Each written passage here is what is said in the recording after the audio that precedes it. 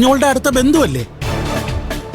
അവള് നിന്നെ പ്രസവിച്ചില്ലെങ്കിലും നിന്റെ അമ്മയുടെ സ്ഥാനത്തുള്ളവളല്ലേ. ഇന്ന് എന്നെ ബാബുക്കുട്ടൻ നിനക്ക് തരാൻ വേണ്ടി എന്തെല്ലാം സാധനങ്ങളാ കൊണ്ടുവന്നിരിക്കുന്നറിയോ? ചേച്ചി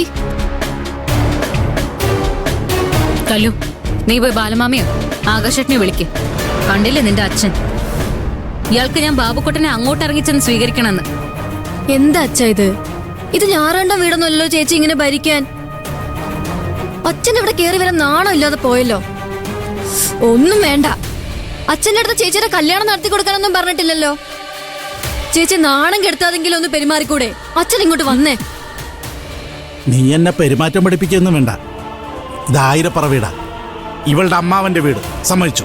പക്ഷേ നിനക്കിവിടെ എന്താടി കാര്യം? ഒരമ്മ പറ്റൊന്നും അല്ലല്ലോ ചേച്ചി ഇന്ന് വിളിച്ച് വാലയത്ത് പോയി പിടിച്ച് കൂടെ അടക്കാൻ. ദേ, ഇന്ന് ഞങ്ങൾ ഇവിടെ നിന്ന് ഇറങ്ങുമ്പോ നീ ഞങ്ങളുടെ കൂടെ വന്നോണം. അനിയത്തിന്ന് വിളിക്കാനും കൂടെ കൊണ്ടു നടക്കാനും ഒരമ്മ പറ്റതാവണമെന്നൊന്നുമില്ല. കല്ലു എന്റെ അനിയത്തി തന്നെയാ. ഒരച്ഛനുണ്ടായതാന്ന് പറഞ്ഞിട്ട് എന്താ കാര്യം? നിങ്ങൾ ഇതുവരെ ഇവളോട് സ്നേഹത്തോടെ പെരുമാറിയിട്ടുണ്ടോ?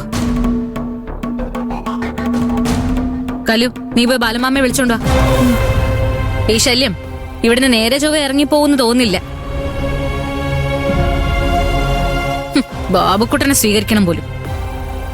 അയാളെ അകത്ത് കയറ്റിയത് എന്തിനാന്നാ ഞാൻ അവിടെ ചെന്ന് ചോദിക്കാൻ പോകുന്നേ. എല്ലാവരുടെ മുൻപിൽ വെച്ച് അയാളെ ഇറക്കി വിടുന്ന കാണണോ നിങ്ങക്ക്? ഞാൻ പോയി ബാലമാമയെ വിളിച്ചിട്ട് വരാം ചേച്ചി. നീ പിടിക്കുമല്ലേടി? അല്ല, അയാള് വന്നാലും എനിക്കൊരു ചുക്കുമില്ല.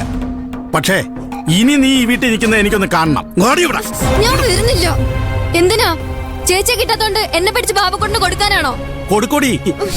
വേണ്ടി വന്നാൽ ഞാൻ അവനെ നിന്നെ കൊണ്ട് കെട്ടിക്കും. കാരണം എവള് കാരണം ബാബുക്കുട്ടന് ചെലവായ കാശ് അങ്ങനെയെങ്കിലും മുതലാവട്ടെ.